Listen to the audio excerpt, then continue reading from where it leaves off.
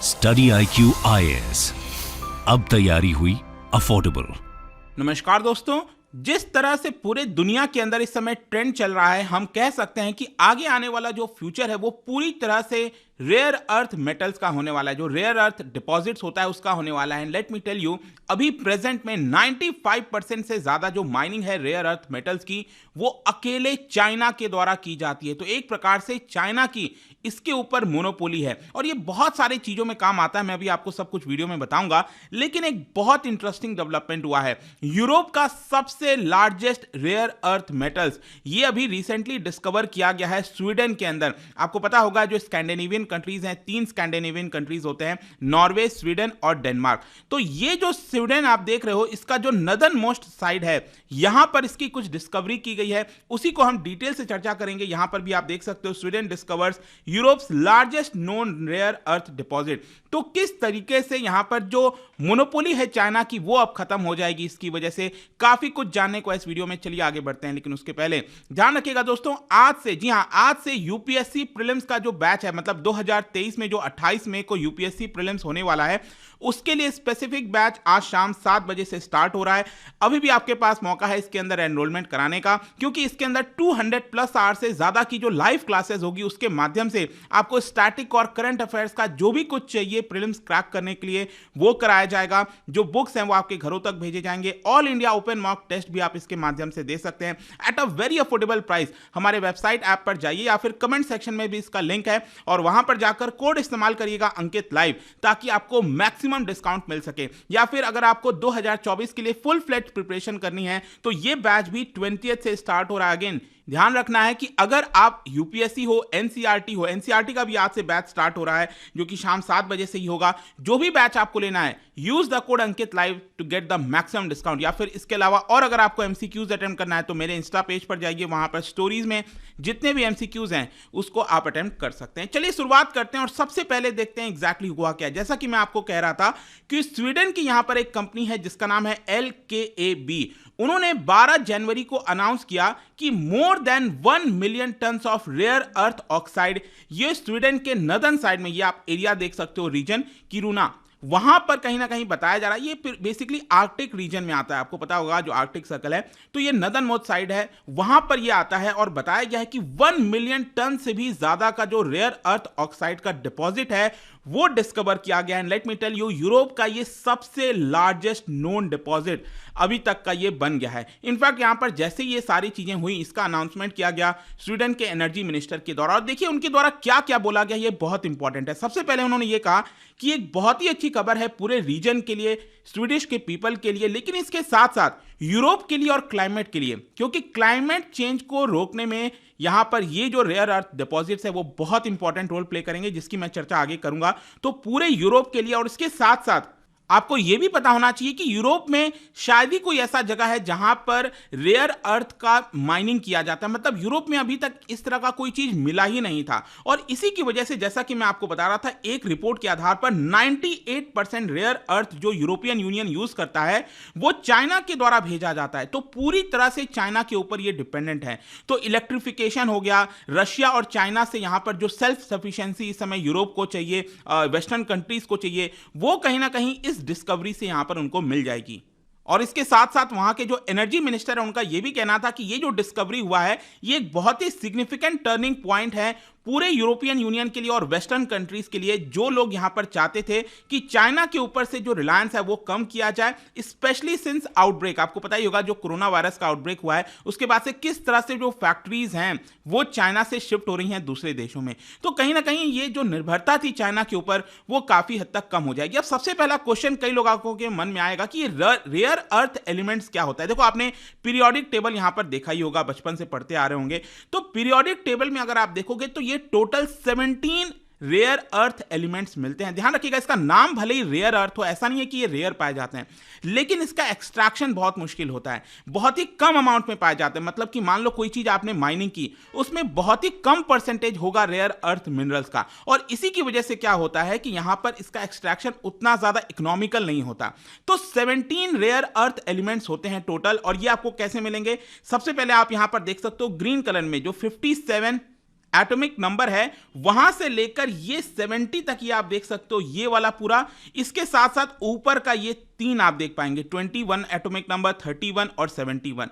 तो ये टोटल मिलाकर बेसिकली बन जाते हैं 17। तो यही है 17 रेयर अर्थ एलिमेंट। और बेसिकली इन 17 को दो तरीके से आप डिवाइड कर सकते हैं। एक होता है लाइट रेयर अर्थ एलिमेंट्स और दूसरा होता है हैवी रेयर अर्थ एलिमेंट्स। अब ये मैंने दो में इसलिए डिवाइड किया क्योंकि भारत के अंदर भी ये रेयर अर्थ एलिमेंट्स पाए जाते हैं, लेकिन भारत में ज्यादातर आपको जो लाइट वाले होते हैं वही देखने को मिलेंगे। जैसे कि यहां पर आप एग्जांपल देख सकते हो, लैंथेनियम हो गया, सेरियम हो गया, सेमेरियम हो गया, ये लाइट रेयर अर्थ एलिमेंट्स हैं। और इसके अलावा यहां पर जो हैवी हैं जैसे डिस्प्रोजियम हो गया, ये कई सारे ऐसे हैवी रेयर अर्थ एलिमेंट्स हैं जो कि भारत में नहीं पाए जाते एक्सट्रैक्टेबल क्वांटिटीज में, और इसीलिए हम भी चाइना के ऊपर ज्यादातर यहां पर डिपेंडेंट हैं। अब ये क्वेश्चन है कि आखिरकार ये रेयर अर्थ एलिमेंट्स किस चीज में यूज किए जाते हैं, इसका इस्तेमाल क्या होता है। इनफैक्ट मैं आपको जो एग्जांपल्स दूंगा इससे आपको समझ में आ जाएगा कि कितना ज्यादा इसका वाइड यूज है। मतलब आज के डेट में रेयर अर्थ मिनरल्स के बिना आप कोई भी जीवन सोच ही नहीं सकते। जैसे कि आप देखिए, जितने भी हमारे कंज्यूमर इलेक्ट्रॉनिक्स होते हैं, आप ये मोबाइल से वीडियो देख रहे हो, लैपटॉप से देख रहे हो, इन सभी में रेयर अर्थ एलिमेंट्स का इस्तेमाल किया गया है। कंप्यूटर से लेकर नेटवर्क कम्युनिकेशन, क्लीन एनर्जी में, एडवांस ट्रांसपोर्टेशन में, हेल्थ केयर में, एनवायरमेंटल मिटिगेशन में, नेशनल डिफेंस से लेकर लगभग शायद ही कोई ऐसा सेक्टर होगा जहां पर इसका इस्तेमाल नहीं होता। जैसे कि स्कैंडेनियम जो है वो टेलीविजन और फ्लोरोसेंट लैंप्स में यूज किया जाता है।